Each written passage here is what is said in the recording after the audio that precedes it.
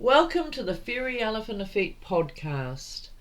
Hello, and I'm Elysabeth Wolter, your host, EFT Tapping Specialist, Happy Habits Activator, and a personal development coach. But in the spirit of flexibility and growth, I'm not just any coach, I am now your coach.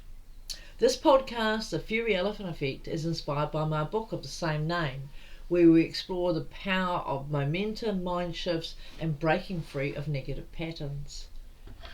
If anything in today's episode resonates with you, I invite you to book an appointment with me, whether for personal transformation or for your business. I offer a monthly mental and emotional reset, the perfect antidote to stop setbacks, clear negative cycles, and create lasting momentum for you and your team. So let's dive in. Embracing flow and momentum.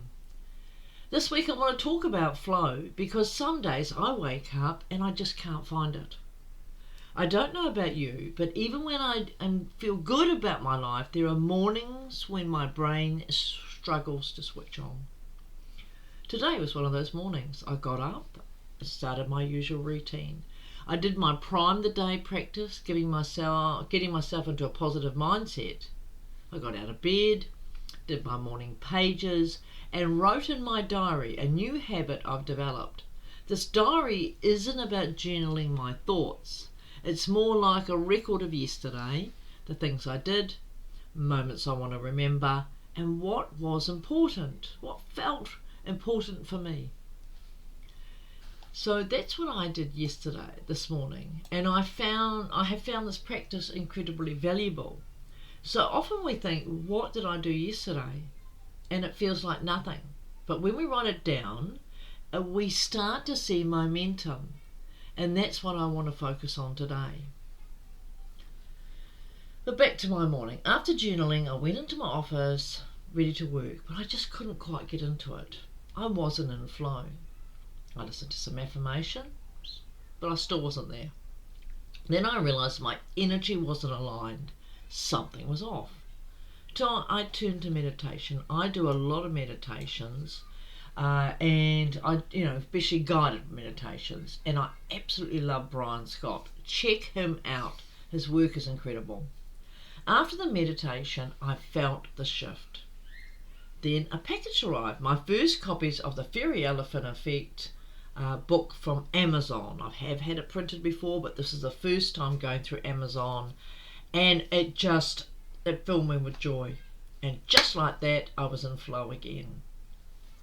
So this is about breaking the cycle of negative flow. Now, it wasn't always like this for me. Years ago, I lived in a state of anxiety, waking up expecting the worst. I used to joke, and people used to tell me that I was melancholic. But the truth was, I conditioned myself to stay in that energy. And I see this all the time with my clients. There is a comfort in familiar emotions, even if they're negative. We get stuck in those thought loops. I'm not good enough. I don't deserve better. Why should anyone treat me well? And we unconsciously keep ourselves in that place because it feels known. Doesn't feel great, it doesn't feel safe, but it is known. That familiarity is a huge thing in life. The problem is, when we stay in that stagnant energy, it manifests in our lives, physically, mentally, and emotionally. So, this brings me to the real focus of today. The balance of flow, wind meaning momentum. Think of flow like water. It's about openness, flexibility, allowing things to unfold. But flow alone is not enough. Flow needs wind, momentum.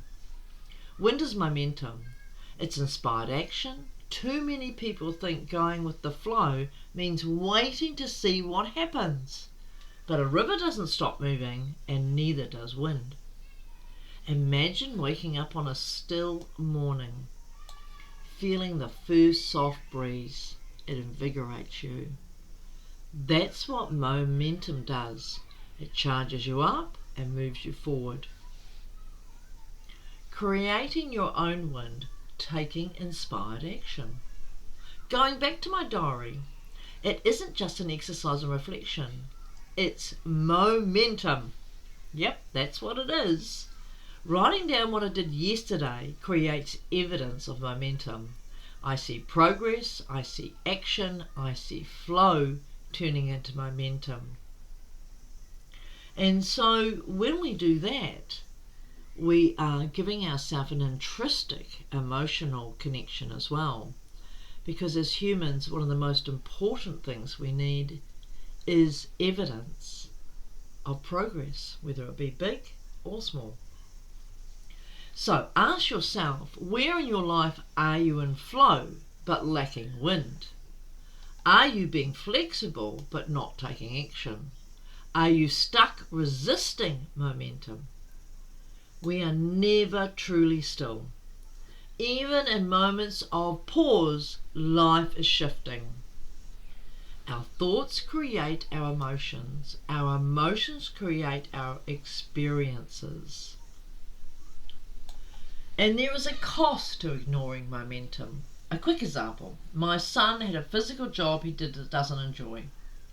We all encourage him to consider other options, but he resists making a decision. Instead, he just complained and felt really less energy. Felt he was going in the wrong direction. But he still didn't make a decision. And what happened? His body took action for him. His knee, under the strain of his work, his frustration, developed a serious issue.